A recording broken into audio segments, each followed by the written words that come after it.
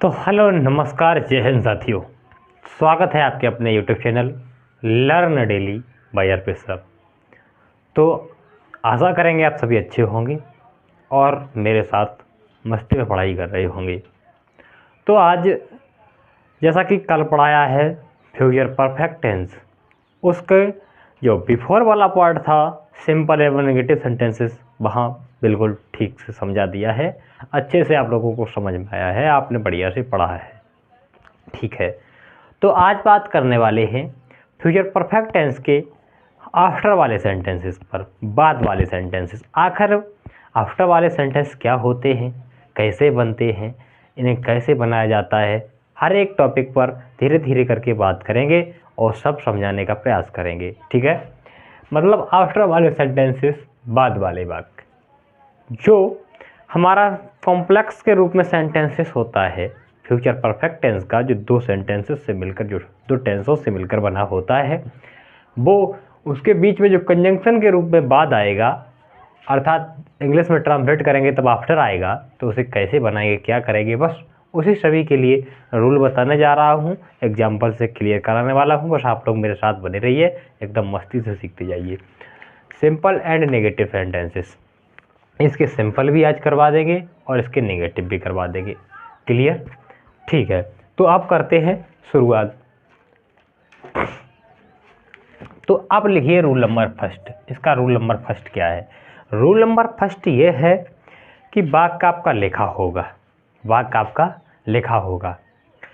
जैसे सूर्य छिपने के बाद वह घर नहीं पहुंचेगा, इस तरीके से क्वेश्चन होगा। तो बेटा वह घर नहीं पहुंचेगा, ये जो पार्ट है हम आपको ये बताते हैं, हमेशा बताते हैं, अभी ये बताते हैं कि जो कार पूर्ण होता है, जो कार पहले होता है, जो कार पहले होता है, पूर्ण होता है, वो सदैव उसी टेंस में बनता है जिस टेंस पर चर्चा की जा रही हो। मतलब ये चर्चा हो रही है फ्यूचर परफेक्ट टेंस पर, तो जो कार पहले समाप्त होगा वो फ्यूचर परफेक्ट टेंस में ही बनेगा। इतनी चीज़ क्लियर। उसके बाद जो दूसरा पार्ट समाप्त होगा वो जो बनेगा प्रेजेंट इंडेफिनिट टेंस में बनेगा। हमने आपको क्लियर बताया है। आपने यदि पिछली वीडियो नहीं देखी तो ज़रूर देखें। अब बात करते हैं यहाँ, देखिए, यदि वाक्य में या वाक्य के अंदर से बाद शब्द पाया जाए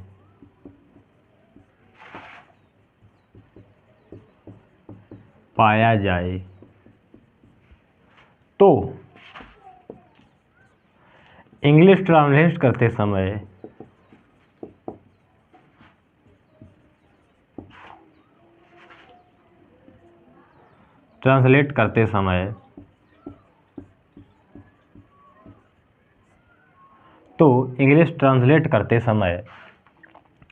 से बाद को हटाकर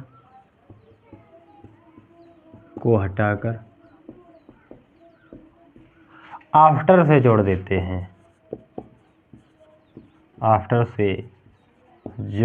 हैं, इतनी चीज क्लियर हो गई क्या?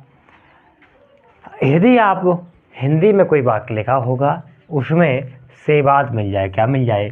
से बाद। जब उसे इंग्लिश में ट्रांसलेट करेंगे तो बस से बाद को हटाकर कंजंक्शन के रूप में आफ्टर को जोड़ देंगे। इतना हो गया पहला रूल। ठीक है, अब बात करते हैं आगे। आगे क्या है?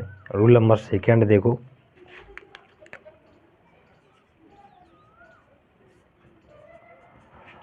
से बाद वाला भाग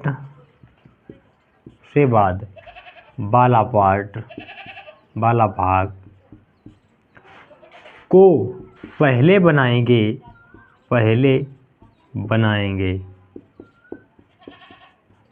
तथा इसको प्रेजेंट इंडेफिनिट में बनाएंगे।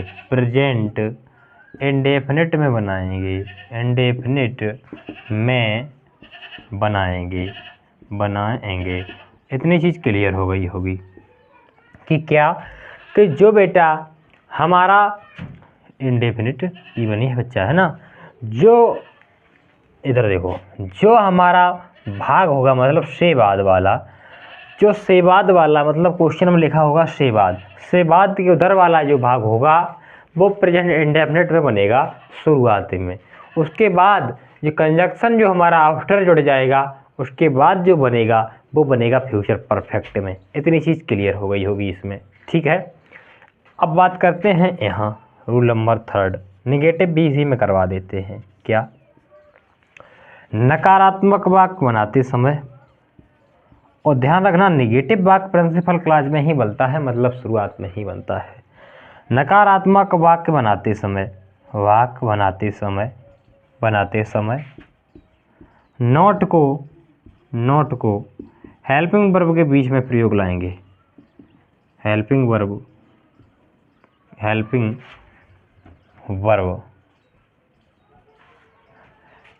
के बीच में प्रयोग करेंगे।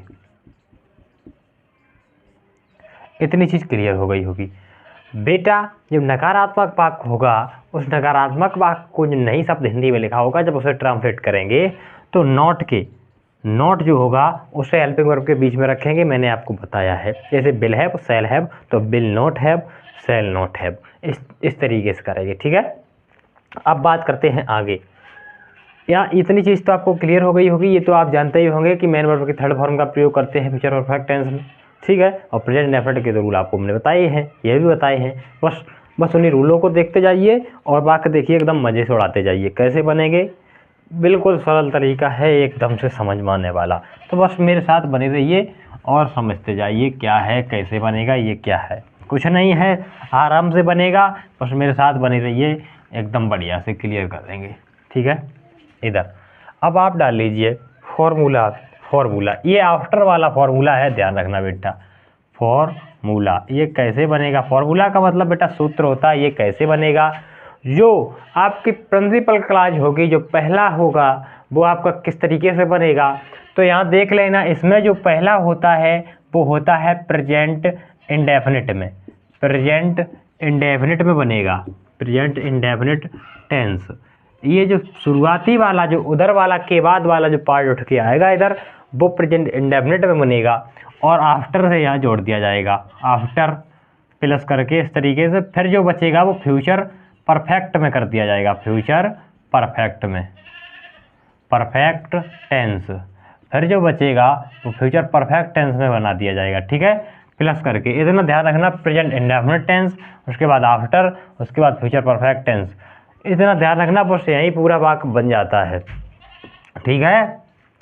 अब इधर आओ, कैसे बनेगा? अब प्रेजेंट इंडेफिनिट के जो रूल होते हैं वो प्रेजेंट इंडेफिनिट में फॉलो होंगे, और आफ्टर जो होगा वो तो आप समझते हैं, से बात के लिए आफ्टर का प्रयोग करेंगे। और फ्यूचर परफेक्ट टेंस के जो रूल होंगे वो फ्यूचर परफेक्ट के रूल बनेंगे, भाग बन जाएगा। कहीं दिक्कत नहीं है। तो अब देखते हैं इसका एग्जाम्पल आखिर है क्या, एग्जाम्पल देख लेते हैं। जैसे एग्जाम्पल एक मस्त ले रहा हूँ, सूर्य छिपने के बाद, वही एग्जाम्पल, सूर्य छिपने के बाद वहाँ घर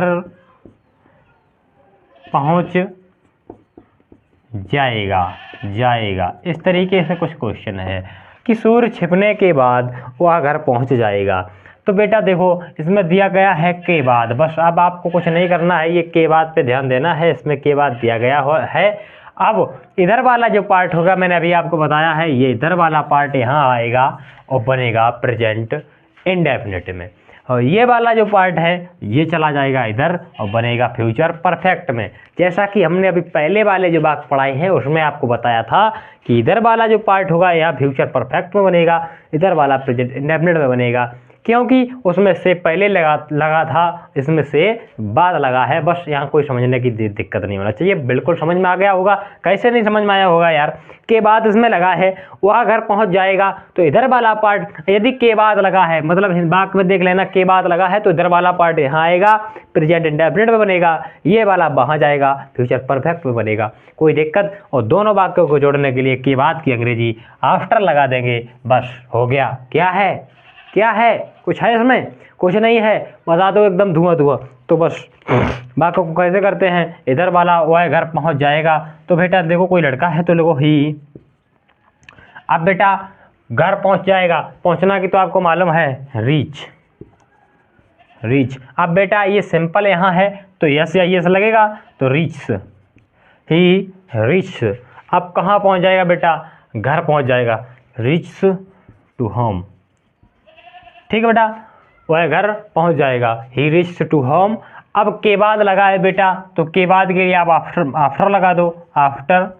आफ्टर हो गया बेटा। अब किसके छिपने से पहले, सूर, तो the sun, the sun, the sun will have set.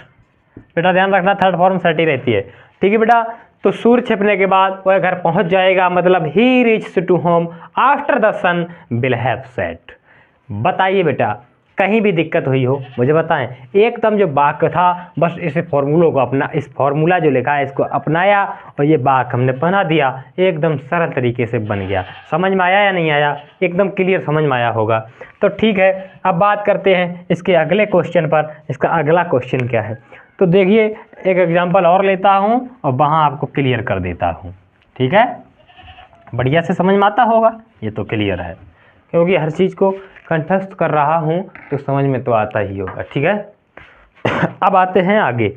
आगे क्या है, आगे आपका क्वेश्चन है जैसे जैसे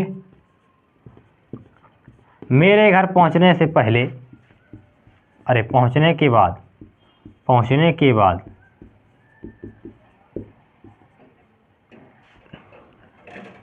मोहन खाना, इधर लिख लो, खा चुकेगा।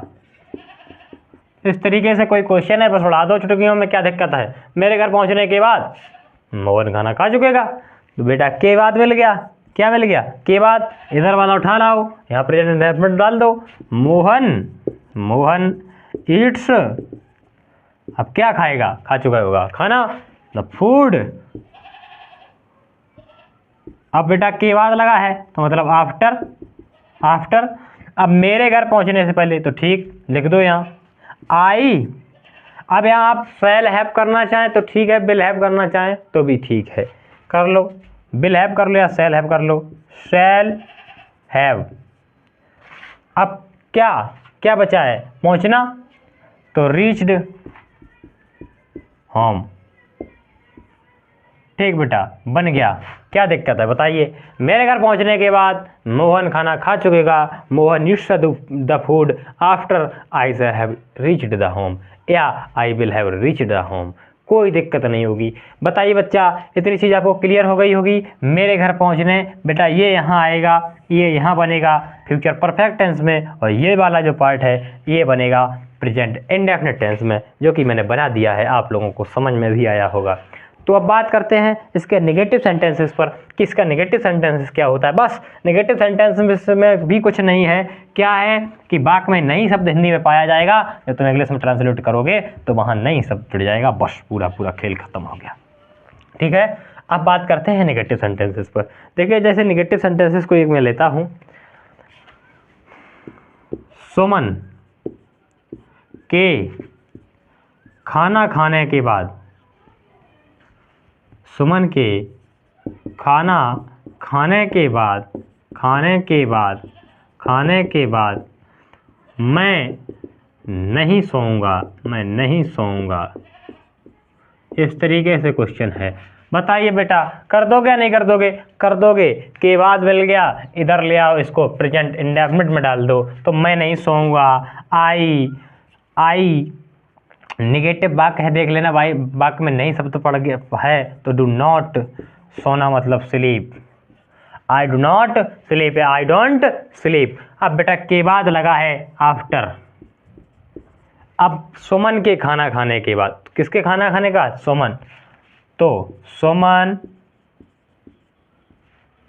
इधर आ जाओ, विल हैव ईटन फूड बताइए बेटा, कोई दिक्कत? सुमन के खाना खाने के बाद मैं नहीं सोऊंगा। I do not sleep after Suman will have eaten the food. बेटा इस चीज़ को आपको क्लियर समझ में आ गया होगा कि ये वाला जो पार्ट था मैंने यहाँ बना दिया, ये है जो सुमन वाला वो, तो ये किस में बन गया? ये बन गया फ्यूचर परफेक्ट टेंस में, और हर एक चीज़ क्लियर से समझ आ गई होगी।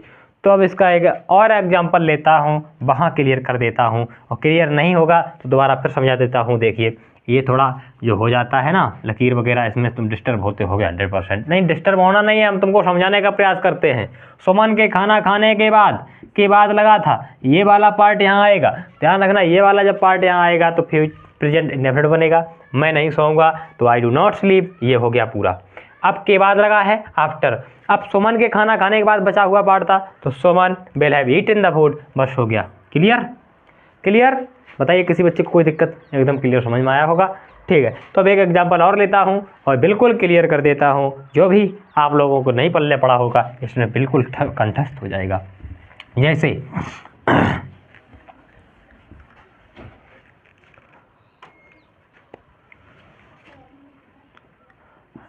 राधा के गाना गाने के बाद तुम नहीं नाचोगे। ये क्वेश्चन है, बताओ बच्चा, कर लोगे या नहीं कर लोगे? कर लोगे, एकदम बढ़िया से कर लोगे। ठीक है, तो आप करो। या तुम नहीं नाच चुकोगे, इस तरीके से भी कर सकते हो। राधा के गाना गाने के बाद तुम नहीं नाच चुकोगे। ठीक, तो अब सुनो, राधा के गाना गाने के बाद क्या मिल गया? के बाद। बस इधर वाला पार्ट उठा के ले आओ, यहाँ प्रेजेंट इंडेफिनिट में डाल दो। क्या करोगे? यू डू नॉट क्या है? नाचना, डांस है बेटा। अब के बाद मिल गया, अब आप खुद ही बनाने लगोगे। यार इतनी स्पीड में चल रहा है मार्कर, तो आप तो खुद ही बनाने लगोगे। आफ्टर के बाद, आफ्टर राधा के गाना गाने, तो Radha will have sing song. अब तो क्लियर हो गया होगा, ये वाला पार्ट था तुम नहीं नाचोगे, यू डू नॉट डांस, के बाद आफ्टर राधा हेल्पिंग वर्ब लग गया, विल हैव, गाना गाने, सिंग ए सॉन्ग। इतनी चीज़ आपको एकदम क्लियर हो गई होगी। बताइए बच्चा, किसी को भी कोई दिक्कत? अब तुम लोग ये मत सोचना ये डू कहाँ से आ गया, ये डू ऐसे आ गया। प्रेजेंट इंडेफिनिट टेंस हमने आपको पढ़ाया था, तो बताया था नेगेटिव सेंटेंसेस या इंटरोगेटिव WH तो हेल्पिंग वर्ब के रूप में डू डज का प्रयोग होता है। अगर सब्जेक्ट प्लूरल है तो डू का प्रयोग होगा, सब्जेक्ट सिंगुलर है तो डज का प्रयोग होगा। बस वही नियम हमने यहाँ अपनाए, और सिंपल होगा और एक वचन होगा तो यस या यस का प्रयोग होता है, बहुवचन जो का त्यों हो जाता है। हमने बहुत बढ़िया से समझाया, बहुत क्लियर करवाया है। पहली क्लास होगी, देख लेना प्ले लिस्ट में, कैसे हमने हर एक चीज़ को एक एक करके उतना है, बस इसमें भी उतन रहे हैं। ठीक है, अब एक एग्जाम्पल वो भी ले रहे हैं, जब और तब वाला। देखिए वो कैसे होता है, बस उसमें तो कुछ ही नहीं है, एकदम हो जाएगा। ठीक है,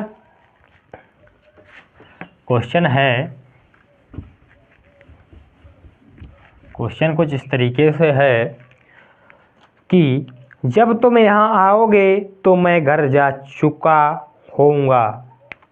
कि जब तुम यहाँ आओगे मैं घर जा चुका होऊंगा।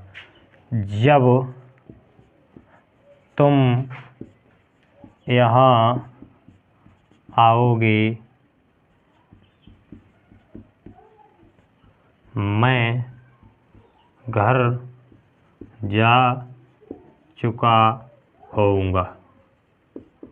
इस तरीके से क्वेश्चन है। जब दिया गया, जब तुम यहाँ आओगे मैं घर जा चुका होऊंगा, बस बेटा इसमें न पहले दिया गया न बाद दिया गया। जब और तब वाला सिस्टम है, तब भी नहीं दिया गया, कामा दिया गया, समझ लेना तब होगा कहीं ना कहीं। ठीक है। जब दिया गया तो मैंने आपको बताया है जब वाक्य में जब शब्द दिया जाता है तब का वैसे इसमें कुछ मतलब नहीं होता, अगर दे भी दिया जाता है तो इसीलिए मैंने नहीं लगाया है। तो जब के लिए वैन का प्रयोग कर सकते हैं, चाहे आप यहाँ कंजंक्शन के रूप में प्रयोग करें चाहे आप प्रारंभ में करें, गलत नहीं माना जाएगा। ठीक है, तो अब बनाते हैं, कैसे बनेगा देखो, मैं घर जा चुका होऊंगा, ये वाला अब यहाँ बना दो फ्यूचर परफेक्ट में, बना दोगे मैं आई। अब आप यहाँ सेल हैव लगाओ या विल हैव लगाओ, वो आपकी इच्छा है। ठीक है, मैं पुराने नियम के अनुसार अधिक चलता हूँ। जो पुराने रूल्स हैं उसमें क्या है, उसमें दिया गया था कि आई वी के साथ सेल हैव का प्रयोग करेंगे, यानी सभी कर्ताओं के साथ विल हैव का प्रयोग करेंगे। और जो आजकल की मॉडल इंग्लिश है उसमें भी तो बोलचाल की भाषा में दिया गया है कि आई वी के साथ और अन्य सभी कर्ताओं के साथ विल हैव का प्रयोग करते हैं सिंपल और नेगेटिव सेंटेंसेस में। इंटरोगेटिव और डब्ल्यू सेंटेंसेस में आई वी के साथ सेल हैव का ही प्रयोग करते हैं। तो बस आप लोग समझ सकते हैं, यहाँ ये इंटरोगेटिव नहीं है, नेगेटिव भी नहीं है, तो अब विल हैव का प्रयोग आपको करना उचित है। ठीक है, नहीं करना चाहते हो, भूल जाते हो तो सेल हैव भी कर सकते हो, कोई दिक्कत नहीं होगी। आई विल या सेल, ठीक, कोई दिक्कत नहीं होगी। आप यहाँ सेल भी कर सकते हैं। ठीक, आई सेल। ठीक बेटा, अब क्या बची हुई हेल्पिंग वर्ब है, हैव। ठीक, अब बात क्या करी गई, मुख्य क्रिया की। मुख्य क्रिया क्या है, जाना, गॉन। ठीक, अब बेटा कहाँ की बात करी गई, गॉन कहाँ की बात करी गई बेटा, घर की बात करी गई। तो बस लिख दो क्या है, घर मतलब होम। अब बेटा क्या है, जब। अब ये जिस जब का मतलब आप प्रारंभ में भी कर सकते हैं और यहाँ भी कर सकते हैं, दिक्कत नहीं होगी। यहाँ करेंगे तो कंजंक्शन बन जाएगा और कुछ नहीं। व्हेन तुम यहाँ आओगे, बस इतना है कि तुम यहाँ आओगे, तो बस कर दो। यू बेटा, यू बहुवचन है, प्रेजेंट इंडेफिनिट, तो अब ध्यान रखना आना मतलब कम, यहाँ यस यस तो लगेगी नहीं। अब कहाँ आओगे, यहाँ कम हेयर। इस तरीके से वाक्य होते हैं ये जब तब वाले भी, इन्हें भी आप एकदम ख़त्म कर सकते हैं, बढ़िया से बना सकते हैं। कोई भी दिक्कत हुई हो अभी भी आप बता सकते हैं, तो मैं इन्हें कर दूंगा। ठीक है, तो अब और बताइए, तो एक एग्जांपल मैं और ले सकता हूँ, आपको बढ़िया से समझाने का प्रयास करूँगा। जब वह अपना काम समाप्त करेगा, सूर्य अस्त हो चुका होगा। जब वह अपना कार्य समाप्त करेगा, सूर्य अस्त हो चुकेगा। ये है आपका क्वेश्चन। बेटा वाक्य में दिया गया है जब वह अपना कार्य समाप्त करेगा, सूर्य अस्त हो चुकेगा। इसे कैसे बनाएंगे, कुछ नहीं है, बस वही नियम है, वही रूल है, एकदम बनाते चले जाइए। जब वह अपना काम समाप्त करेगा, सूर्य अस्त हो चुका होगा, तो बेटा क्या करोगे, अब आप बताइए। तो शुरुआत से ही बना दीजिए, इसमें क्या दिक्कत हुई है, शुरुआत से भी बन जाएगा ना, तो बना दीजिए ना। अब यदि यहाँ बेटा यहाँ से शुरू करते हैं, ये इसीलिए मैंने लिया है कि यहाँ जो बहन है वो मैंने यहाँ कंजंक्शन के रूप में जोड़ा है, और यहाँ बहन अगर हम प्रारंभ में कर देंगे तो बाकी प्रारंभ से उठा लेंगे, क्या दिक्कत है, कोई दिक्कत, बस दिक्कत नहीं लेना है, मैं खड़ा हूँ आपके लिए इसलिए। ठीक है, जब दिया गया मतलब यहाँ बहन लगा दीजिए, क्या दिक्कत है, बहन वह अपना कार्य समाप्त करेगा, तो बस लगा दीजिए बगैर सोचे समझे। क्या ही लगेगा, नहीं लगेगा, क्लियर, ही बेटा लगा दो ना, ही। अब बेटा क्या समाप्त करेगा, अपना कार्य, फिनिशेस, NI। अब किसका कार्य समाप्त करेगा, अपना, his work, finishes his work. अब एक केस सही बन जाए यार। ठीक है, when he finishes his work, इतनी चीज क्लियर हो गई, जब वह अपना कार्य समाप्त करेगा। अब बेटा क्या रह गया, सूर्य अस्त हो चुका होगा, या सूर्य अस्त हो चुकेगा। तो बिल्कुल अब कोई दिक्कत नहीं है, आराम से बना दीजिए। क्या बन जाएगा? द सन। अब बेटा ये तो आप जानते हैं किस में बना देंगे? डेफिनेट में। सन, सूर्य अस्त हो चुका होगा, द सन सेट। बोलिए, किसी भी बच्चे को कोई दिक्कत हुई हो बताइए, कोई दिक्कत? ठीक। अबे हाँ, ये वाला जो प्रेजेंट इंडेफिनिट में बना दिया है ना, ध्यान दो, ये वाला प्रेजेंट इंडेफिनिट में बना दिया तो यहाँ पूरा बनेगा फ्यूचर परफेक्ट में। The sun will have set. कोई दिक्कत? बन गया। सूर्य अस्त हो चुकेगा, the sun will have set. कोई दिक्कत? The sun will have set. जब वह अपना कार्य समाप्त करेगा, सूर्य अस्त हो चुकेगा।